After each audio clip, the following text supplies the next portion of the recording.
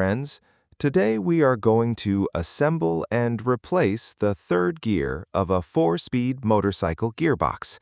Stay with us until the end of the video. Thank you. سلام دوستان. امروز طریقه باز کردن یا تعویض دنده 3 موتور 4 دنده را داریم. دوستان همینجور که در تصویر میبینید دنده 3 خورده شده یا ساییده شده. بیشتر دنده 3 ها که میخواهید خریداری کنید حتما جفت باشه، یعنی با مقابلش باشه، چون اینا خیلی حساسن، مثل دنده تایم های موتور که اگر کوچکترین ضربه رو بخورن صدا میکنن. دوستان حتما جنس خوب تهیه کنید. دنده 3 ها معمولا داخل گیری بوکس 4 دنده معمولا 22 دندونه هستن، یعنی اگه به شمارید 22 دندونه هستن. با دنده 5 فرق میکنه، با 5 دنده ها. دوستان میریم واسه تعویض دنده 3 گیری بوکس. برای باز کردن دنده 3 که روی شافت ورودی گیری بوکس هستش، ما نیاز به یک عدد خار بازکن داریم با یک عدد چاقو. حالا من چاقو رو گفتم، شما از تیغ اصلا استفاده نکنید چون باعث شکستن میشه.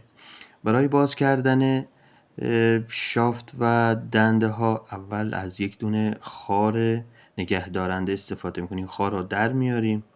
اگه نشد خاردار نداشتید حتما از چاقو استفاده کنید. من دنده 4 رو در میارم. دوستان برای باز کردن خود دنده 3 به یک دونه خار هست که با چاقو یا گفتم خار باز کن در میاریم و پشت این خار نگهدارنده یک دونه واشر 3 خاره هستش که اینو هم در میاریم. دوستان معمولا داخل خود شافت ورودی که دنده دیکس هست، خود دنده 1 چسبیده به شافت دنده، یعنی خود شافت بسته بشه و 2 تا سوراخ داره که به وسیله پمپ روغن کاری میشه. کیفیت روغن باید خوب باشه که زیاد باعث خرابی دنده ها نشه. دوستان موقعی که میخواستیم دنده رو تعویض کنیم حتما با قدیمیش یا اون که شکسته هم اندازه کنیم. ببینید دنده ها اندازه هم هستن، میخورن به هم. بعد جا بزنید.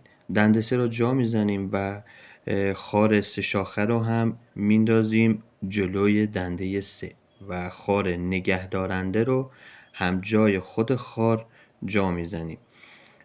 دوستان سعی کنید حواستون باشه که واشرها و خارا رو درست سر جاشون قرار بدین که موقعی که حرکت میکنه دنده ها از جا در نیان، بشکنن یا بقیه دنده ها رو خراب کنن. من با خاردرار از شیار اول ردش میکنم. اگه نشد با همون چاقو